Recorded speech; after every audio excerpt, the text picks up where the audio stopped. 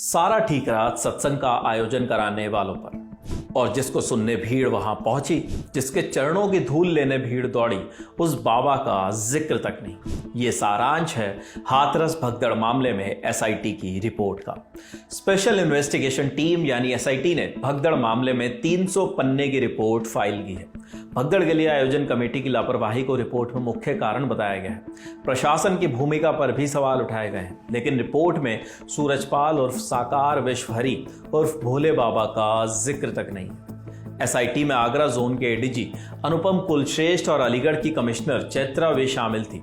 आज तक की रिपोर्ट के मुताबिक एसआईटी ने रिपोर्ट फाइल करने से पहले जांच के लिए 119 लोगों के बयान दर्ज किए हैं। इनमें हाथरस के डीएम आशीष कुमार, एसपी निपुण अग्रवाल, सत्संग की अनुमति देने वाले एसडीएम सीओ सिकंदरा राव और 2 जुलाई को सत्संग के दौरान ड्यूटी में तैनात पुलिसकर्मियों के बयान शामिल हैं। आपको ये भी बता दें कि इस मामले में अभी तक जो आज तक के हवाले से जानकारी मिल रही है, उसमें एसडीएम, सीओ और तहसीलदार को निलंबित कर दिया गया है।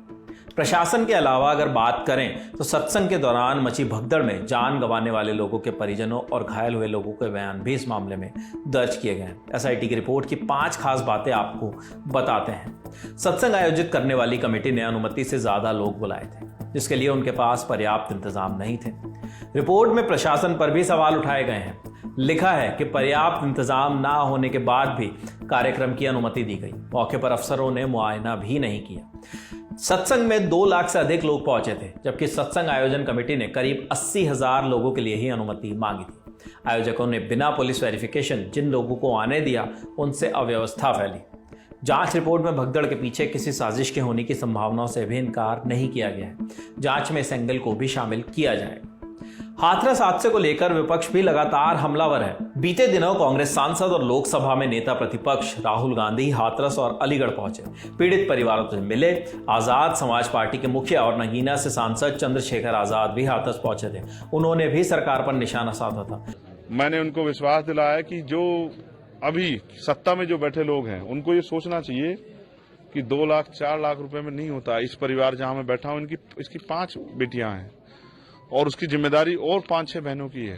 राहुल जी ने भी पत्र लिखा होगी सरकार को। मैं पत्र नहीं लिखूंगा, मैं जाके कोशिश करूंगा कि केंद्र सरकार से भी, क्योंकि हम पार्लियामेंट में हैं, प्रधानमंत्री जी से भी और मुख्यमंत्री से भी हम लोग प्रयास करेंगे। वो सत्ता में बैठे हैं, अगर वो नहीं समझेंगे दुख तो कौन समझेगा। अभी तक जो कार्रवाई हुई है उससे आप कितने संतुष्ट हैं? क्या कार्रवाई हुई है, क्या कार्रवाई हुई बताइए।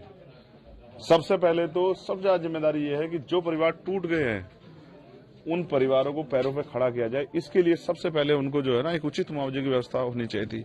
और जो उस हालात में नहीं है, जिनके घर से जिस तरह की समस्या होगी है कि कमाने वाला या जो, क्योंकि वो भी अपना घर चलाने के लिए मेहनत करती थी, तो उनके बारे में सरकार सोचे, उनके लिए व्यवस्था है। जिन पे जमीन नहीं उनको जमीन दे, जिनके घर में और पेंशन की व्यवस्था करा सकते पेंशन की व्यवस्था करा। उन परिवारों को अकेला ना छोड़े, ये सरकार की जिम्मेदारी। मैं तो कहता हूँ सरकार 25-25 लाख रुपए का मुआवजा इन परिवारों को दे।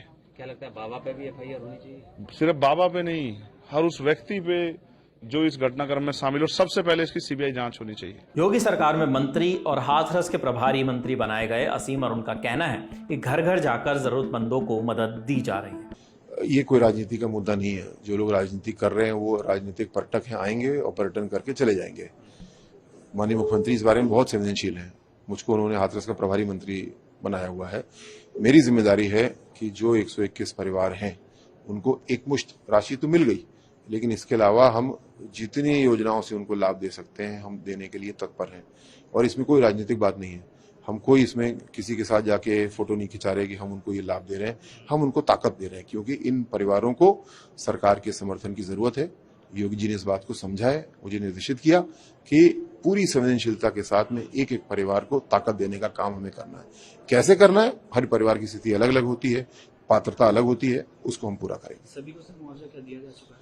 जी, मुआवजा सबके आवासों पे पहुंचाया जा चुका है और केंद्र सरकार से जो मुआवजा वही पहुंचाया जा रहा है।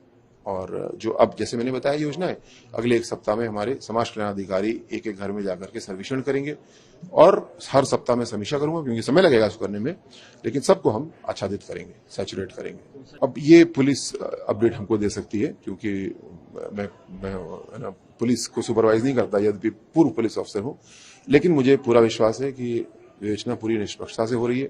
जिसका जितना दोष सबूतों के आधार पर पुलिस पाएगी, कार्रवाई करेगी। कितना उन्होंने पाया वो रेगुलर अपडेट्स। हाथरस हादसे के बारे में आपको याद ही होगा कि 2 जुलाई को उत्तर प्रदेश के हाथरस में सूरजपाल और भोले बाबा के सत्संग में भगदड़ मची थी, जिसमें 121 लोगों की मौत हो गई थी, जिनमें ज्यादातर महिलाएं शामिल थी। इस मामले में पुलिस ने मुख्य आरोपी देव प्रकाश मधुकर को गिरफ्तार कर लिया। इसके अलावा 6 और आरोपियों की गिरफ्तारी की गई है। ये सभी आरोपी सत्संग आयोजन समिति के सदस्य थे। सरकार मदद की बात कर रही है, लेकिन सवाल गुनहगारों को उनके अंजाम तक पहुंचाने का भी है।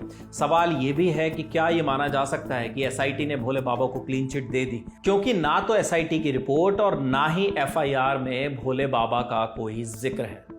अब तक की जो जांच है, जो छानबीन है, जिसमें सारी चीज़ें निकलकर सामने आई हैं, उसमें यही समझ में आ रहा है कि आयोजकों पर तो बात की जा रही है, उनका नाम रिपोर्ट्स में भी लाया जा रहा है, लेकिन जिन्होंने इस आयोजन में आकर प्रवचन दिया, जिनके नाम पर इतनी भारी भीड़ वहां पर जमा हुई, उन्हें लेकर कोई सवाल खड़े नहीं किए जा रहे। अब इसमें राजनीति है या लचर प्रशासन का रवैया, ये फैसला आने वाले वक्त में ही पता चलेगा, जब इस पर कोई और रिपोर्ट आएगी, कुछ और नए तथ्य सामने आएंगे।